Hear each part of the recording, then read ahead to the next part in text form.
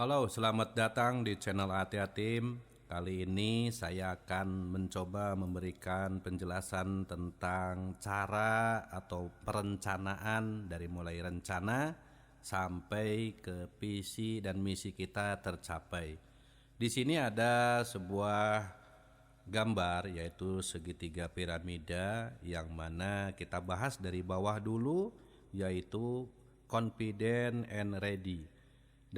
Dalam arti begini, kita mau membuat usaha, kita itu harus punya confident and ready. Dalam arti kita harus percaya diri dulu dan siap untuk bikin perusahaan itu. Jadi kita percaya diri dulu dan siap.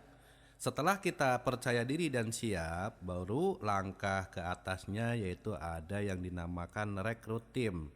Rekrut tim ini adalah kita merekrut orang-orang yang keren. Orang-orang yang keren ini adalah orang-orang yang punya skill di bidangnya masing-masing. Karena untuk mewujudkan satu perusahaan, kita tidak mungkin mengambil satu skill. Dalam arti kita harus banyak skill yang kita rekrut, dan itu akan terbentuk perusahaan yang sangat besar dan bagus. Setelah rekrut tim, kita ke atasnya lagi adalah ada tim attitude. Tim attitude ini adalah tim yang khusus, tim yang taat, yang baik, yang berperilaku baik, baik itu di bidang budayanya baik, agamanya baik, dan lain sebagainya. Nah, selanjutnya kita ke action plan. Untuk menuju tujuan, sebelum kita menuju tujuan kita harus action dulu, karena tidak action tujuan kita tidak bisa tercapai. Dengan action plan ini apa? Action plan ini adalah satu set tugas yang diberikan kepada tim untuk mencapai target atau target individu. Jadi action plan ini penting sekali untuk mencapai sebuah tujuan, yang mana tujuannya itu adalah supaya kita makmur, kaya, dan raya. Nah, seperti itulah. Nah, di dalam sebuah perusahaan kita tentunya harus ada visi dan misi yang kita tulis. Karena kalau tidak ada visi dan misi, kita di perusahaan itu akan hampa. Apa itu misi? Misi itu adalah langkah atau bentuk atau cara dan bagaimana untuk mewujudkannya. Nah, seperti gitulah. Jadi kita harus mulai melangkah dalam bentuk apa dan caranya harus bagaimana untuk mencapai tujuan itu misi. Dan visi ini adalah rangkaian kata yang di dalamnya terdapat impian yang harus dicapai atau cita-cita, termasuk inti dari sebuah organisasi. Nah, itu adalah visi. Di sini ada gambar yaitu struktur organisasi AATA Team, yang mana sebuah perusahaan itu harus ada organisasinya biar tertata tugasnya masing-masing, biar rapi dan biar jelas ke depannya tuh mau kerja apa. Di sini adalah yang pertama kita harus punya ketua, itu diantaranya saya, ketua umum, dan wakil ketua, yaitu adalah Maman Ali Usman. Dan ini struktur organisasi ini adalah struktur organisasi yang nanti akan dibikin di Jawa Barat. Ini sebuah contoh aja ya, barangkali Anda juga bisa meniru seperti ini. Wakil ketua ini berfungsi sebagai adalah wakil dari ketua umum. Di saat ketua umum itu ada halangan atau sakit atau meninggal atau apapun itu, maka wakil ketua itu bisa mewakilkan dari ketua kalau ada urusan.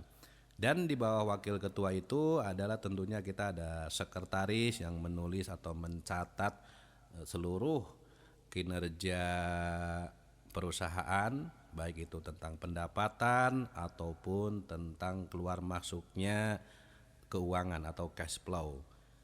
Setelah itu ada bendahara. Bendahara ini adalah orang yang memegang uang secara rapi, secara aman, dan itu harus kita tunjuk bendaharanya ada. Dan selain itu kita harus juga ada penasihat umum. Dalam arti penasehat ini di saat tim-tim ada yang kurang baik bekerja, maka sang penasehatlah yang harus menasehati bahwa jangan begitu, kerjanya harus begini misalnya. Selanjutnya ada administrasi dan gudang. Dalam administrasi ini kita perlu semacam tempat atau gudang, yang mana gudang tersebut bisa untuk menyimpan kita sebagai produk-produk kita yang akan dipasarkan di Indonesia atau di luar negeri misalnya. Dan tentunya kita harus juga ada humas, hubungan masyarakat, biar masyarakat tahu bahwa kita itu punya perusahaan, kita harus ada komunikasi gitu. Selanjutnya ada peralatan. Nah, di sini peralatan yang semacam kalau kita mau bikin sebuah perusahaan semacam yang kecil-kecil, peralatan harus ada dan harus tersimpan. Selain tersimpan, peralatan ini harus ada yang menjaganya gitu.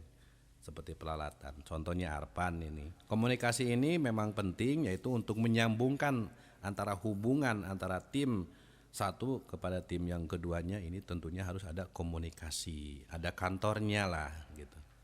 Setelah itu pendanaannya itu harus jelas, dana yang dikeluarkan tahun ini kalau di perusahaan semacam negara itu RAPBD, seperti itulah, rencana anggaran pembelanjaan daerah, seperti gitu. Selanjutnya kita ada tim kesehatan, yang mana tim kesehatan ini yaitu kita harus bisa mengurus tim-tim tersebut supaya bisa terdaftar di BPJS, dan masing-masing itu harus punya BPJS.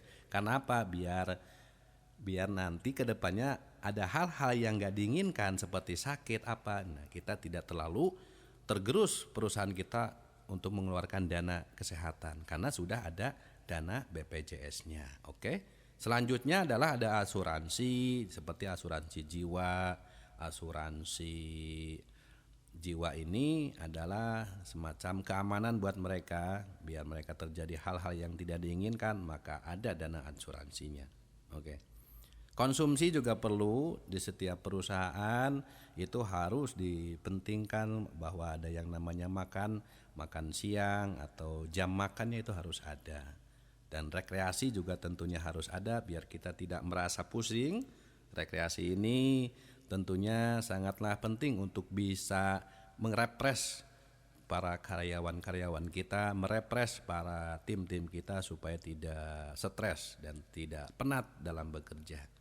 Tentunya kita harus punya lagi keamanan baik itu di dalam ataupun di luar, dan ini kita harus menyangkut kepada keamanan negara, yaitu Polsek juga kita harus ada dan Polres bila perlu gitu ya.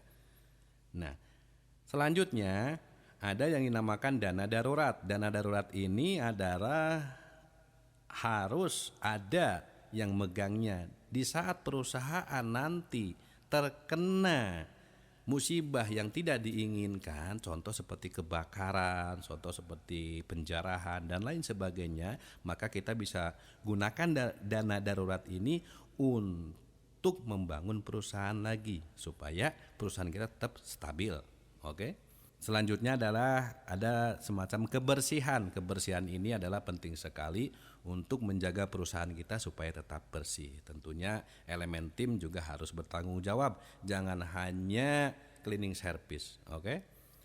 Selanjutnya adalah pengembangan usaha. Dalam sebuah perusahaan, selain daftar-daftar yang tadi, kita perlu juga mengembangkan usaha, yaitu kita perlu rapat dan kita perlu action plan ke depannya, dan ini tentunya memerlukan seluruh elemen tim supaya bisa maju. Oke. Yang terakhir adalah ada yang dinamakan tim survei. Tim survei ini bila mana perusahaan kita udah banyak banget tersebar, contohnya di Jabar Jateng gitu banyak, ada 500 perusahaan misalnya. Nah, di sini harus ada tim survei. Tim survei ini adalah yang menyurvei dari perusahaan satu ke perusahaan yang lainnya, dan nanti tim survei ini dilaporkan kepada ketua umum. Setelah ketua umum nanti dimusyawarahkan kepada tim-tim yang lainnya atau bagian-bagian yang lainnya. Setelah itu baru kita putuskan. Oke, mungkin segitu aja. Semoga bermanfaat buat semuanya. Salam dari saya, AA Tea Tim. Terima kasih.